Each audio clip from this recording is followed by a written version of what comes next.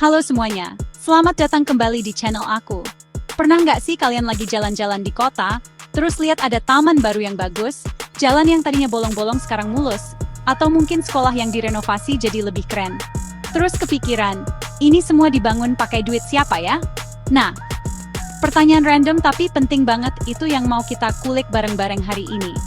Kita bakal bedah tuntas soal APBD, alias Anggaran Pendapatan dan Belanja Daerah. Ini kayak dompet raksasa punya kota atau kabupaten kita, yang isinya duit buat semua pembangunan itu. Di video kali ini, kita akan ngobrolin semuanya dari nol. Mulai dari apa itu APBD sebenarnya, isinya apa aja, duitnya datang dari mana, termasuk dari pajak dan retribusi yang sering kita bayar, sampai contoh nyata penggunaannya di daerah kita, khususnya di Lubuk Linggau. Nggak cuma itu, kita juga bakal lihat apa aja sih tantangan dalam mengelola duit sebanyak itu, dan gimana solusinya biar duit kita semua ini bisa dipakai dengan benar dan maksimal. Ini bukan cuma obrolan buat anak ekonomi atau pemerintahan loh. Ini penting buat kita semua sebagai warga. Jadi, buat kalian yang penasaran kemana perginya uang pajak yang kalian bayar, atau sekadar pengen lebih melek soal pengelolaan keuangan daerah kita sendiri, tonton video ini sampai habis ya. Dengan ngerti APBD, kita jadi tahu hak dan kewajiban kita sebagai warga negara yang baik, dan bisa ikut ngawasin pembangunan di sekitar kita.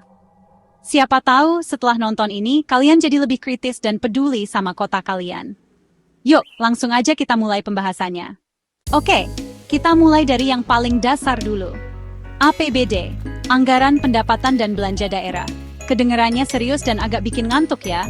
Tapi coba deh bayangin gini.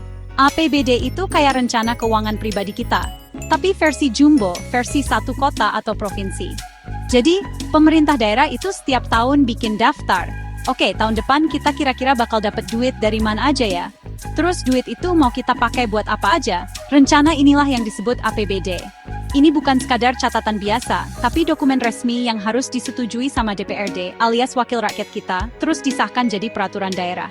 Jadi ada proses panjang dan serius di baliknya. Fungsinya apa? Banyak banget. Pertama, sebagai alat perencanaan. Biar semua pembangunan dan program itu jelas arahnya nggak asal-asalan. Mau bangun jembatan, masukin APBD. Mau kasih bantuan buat UMKM, masukin APBD. Kedua, sebagai alat pengawasan. Karena semua sudah tertulis, kita dan DPRD bisa ngecek. Bener nggak nih duitnya dipakai sesuai rencana? Jadi nggak ada lagi tuh cerita duit gaib yang nggak jelas juntrungannya. Terakhir, sebagai alat otorisasi. Artinya, pemerintah daerah cuma boleh belanja sesuai dengan yang udah dianggarkan. Nggak bisa tiba-tiba pengen beli helikopter, padahal nggak ada di daftar. Intinya, APBD ini adalah kompas dan pagar buat keuangan daerah kita selama setahun penuh. Nah, kalau kita buka dompet APBD ini, isinya ada 3 kompartemen utama. Kayak dompet yang ada selipan buat duit kertas, koin, sama kartu gitu.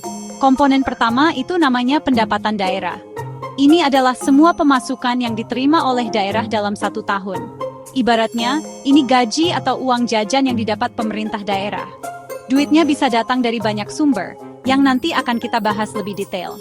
Pokoknya semua yang masuk ke kas daerah, dicatat di bagian ini. Ini bagian yang bikin senyum, karena artinya ada modal buat kerja.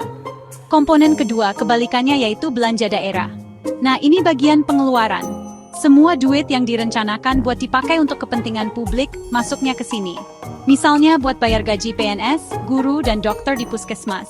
Buat bangun jalan, jembatan, sekolah, rumah sakit.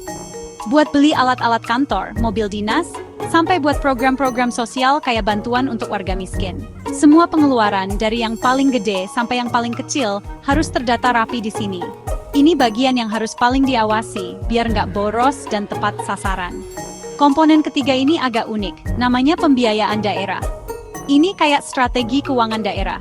Isinya itu semua penerimaan yang perlu dibayar kembali, dan atau pengeluaran yang akan diterima kembali. Bingung kan? Gampangnya gini, kalau ternyata pendapatan lebih kecil dari belanja defisit, daerah bisa cari pinjaman. Nah, pinjaman itu masuk ke penerimaan pembiayaan. Sebaliknya kalau ada sisa anggaran dari tahun lalu silpa, itu juga masuk sini. Atau kalau daerah mau bayar cicilan utang, itu masuknya ke pengeluaran pembiayaan. Jadi, pembiayaan ini fungsinya buat nutupin selisih antara pendapatan dan belanja, biar neracanya seimbang. Oke, sekarang kita fokus ke bagian yang paling penasaran, pendapatan daerah. Duit sebanyak itu datangnya dari mana aja? Secara umum, ada 3 sumber utama. Yang pertama dan paling keren adalah PADE alias pendapatan asli daerah. Kenapa paling keren? Karena ini adalah uang yang dihasilkan sendiri oleh daerah tersebut. Ini menunjukkan kemandirian suatu daerah. Contohnya apa? Banyak. Ada pajak daerah, kayak pajak hotel, restoran, hiburan, reklame, sampai PBB. Terus ada retribusi daerah, misalnya retribusi parkir, pasar, dan kebersihan. Ada juga hasil pengelolaan kekayaan daerah yang dipisahkan, kayak keuntungan dari BUMD, misalnya PDM, dan lain-lain PADE yang sah. Sumber kedua adalah dana transfer. Ini adalah jatah atau bantuan dari pemerintah pusat. Istilahnya ini duit kiriman dari Jakarta. Kenapa ada dana transfer? Karena nggak semua daerah punya sumber daya yang sama buat menghasilkan PADE yang besar. Jadi, pemerintah pusat membantu biar pembangunan merata. Bentuknya macam-macam. Ada dana bagi hasil dari pajak pusat dan sumber daya alam. Ada dana alokasi umum yang biasanya buat bayar gaji pegawai, dan ada dana alokasi khusus yang tujuannya spesifik, misalnya buat bangun sekolah atau rumah sakit. Ada juga dana desa buat pembangunan di tingkat desa. Sumber ketiga adalah lain-lain pendapatan daerah yang sah. Ini kayak kantong ajaib, yang isinya pendapatan di luar 2 sumber tadi. Contohnya apa? Misalnya, dana hibah dari pihak ketiga, baik dari dalam maupun luar negeri, yang sifatnya tidak mengikat. Atau bisa juga dana darurat dari pemerintah pusat kalau terjadi bencana alam. Bisa juga pendapatan lain sesuai peraturan perundang-undangan. Walaupun jumlahnya mungkin nggak sebesar PADE atau dana transfer, pos ini tetap penting untuk melengkapi kas daerah. Jadi pendapatan daerah itu sumbernya beragam, kombinasi antara usaha sendiri dan bantuan dari pusat. Sekarang time zone konliman. Sekarang kita zoom in ke salah satu bagian paling vital dari PADE, yaitu pajak dan retribusi daerah. Mungkin kita sering ngedumel kalau bayar parkir, atau pas makan di restoran, lihat ada tambahan pajak 10%. Duh, kena pajak lagi, kena retribusi lagi. Tapi, sadar nggak sih, uang-uang receh yang kita kumpulkan itu kalau digabungin jadi kekuatan super buat membiayai pembangunan kota kita? Inilah tulang punggung kemandirian fiskal daerah. Semakin besar kontribusi pajak dan retribusi, artinya daerah itu semakin mandiri dan nggak terlalu bergantung sama kiriman dari pusat. Jenis pajaknya itu banyak loh. Ada pajak hotel yang kita bayar pas nginap, pajak restoran pas kita makan minum, pajak hiburan pas nonton bioskop atau konser, pajak reklame dari baliho-baliho di jalan, pajak penerangan jalan yang biasanya nempel di tagihan listrik kita, sampai pajak bumi dan bangunan atau PBB yang dibayar pemilik properti. Kalau retribusi, itu imbalan langsung atas jasa yang kita terima. Contohnya retribusi pelayanan parkir di tepi jalan umum, retribusi pelayanan pasar, retribusi pelayanan kebersihan atau persampahan, sampai retribusi masuk tempat wisata milik Pemda. Setiap rupiah yang kita bayarkan itu langsung masuk ke kas daerah dan jadi modal buat pembangunan. Pentingnya apa gini? Kalau sebuah daerah PADE-nya kuat, terutama dari pajak dan retribusi, mereka punya keleluasaan lebih besar buat nentuin program prioritas sesuai kebutuhan warganya. Nggak perlu nunggu-nunggu daka dari pusat yang peruntukannya udah ditentukan. Mau bikin taman bermain anak di setiap kelurahan? Bisa, kalau PADE-nya cukup. Mau perbaiki semua trotoar biar ramah pejalan kaki? Bisa, kalau PADE-nya kuat. Jadi, saat kita taat membayar pajak dan retribusi, kita itu secara nggak langsung lagi voting dengan uang kita untuk pembangunan yang lebih baik. Kita lagi investasi buat kenyamanan kita sendiri di masa depan. Teori terus bosen juga ya. Sekarang kita lihat contoh nyata. Duit APBD yang kita bahas dari tadi itu wujudnya jadi apa sih di kota kita, Lubuk Linggau? Banyak banget. Coba deh perhatikan jalan-jalan utama di kota kita yang sekarang banyak yang mulus dan lebar. Pembangunan dan pemeliharaan jalan itu salah satu contoh paling kelihatan dari penggunaan dana APBD, khususnya dari pos belanja infrastruktur.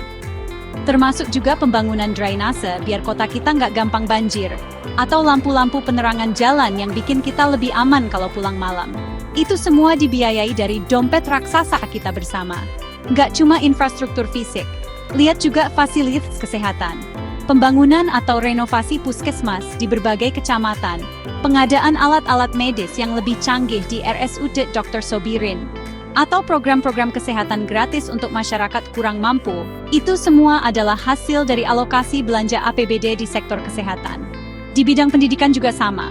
Mungkin ada sekolah negeri yang gedungnya baru direnovasi, ada bantuan laptop untuk laboratorium komputer, atau ada beasiswa untuk siswa berprestasi. Itu juga duitnya dari APBD. Bahkan kebersihan kota, taman-taman yang terawat, dan event-event kota yang kita nikmati, itu juga bagian dari pelayanan publik yang didanai APBD. Jadi kalau kita lihat lebih jeli, jadi jejak APBD itu ada di mana-mana. Dari hal yang paling besar kayak jembatan baru, sampai hal yang mungkin kita anggap sepele, kayak petugas kebersihan yang setiap pagi menyapu jalanan. Gaji mereka itu dibayar pakai APBD.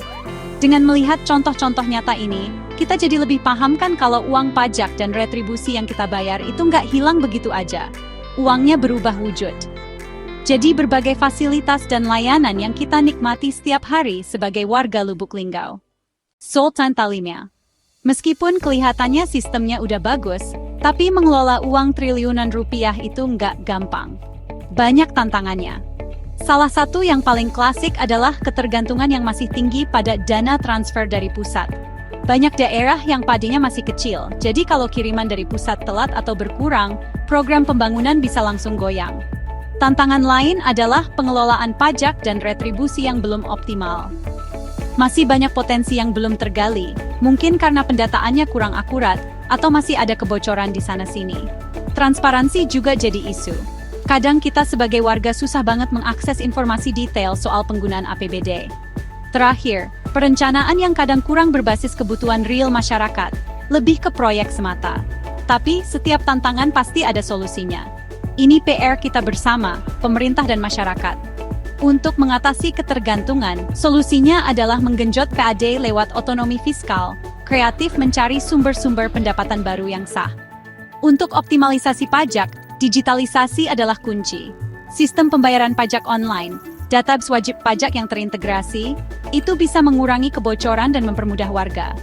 Soal transparansi, pemerintah daerah bisa bikin portal atau aplikasi APBD yang gampang diakses publik, di mana kita bisa lihat setiap rupiah dibelanjakan untuk apa. Dan untuk perencanaan, perlu ada musrenbang atau musyawarah perencanaan pembangunan yang benar-benar menyerap aspirasi dari bawah, bukan sekadar formalitas.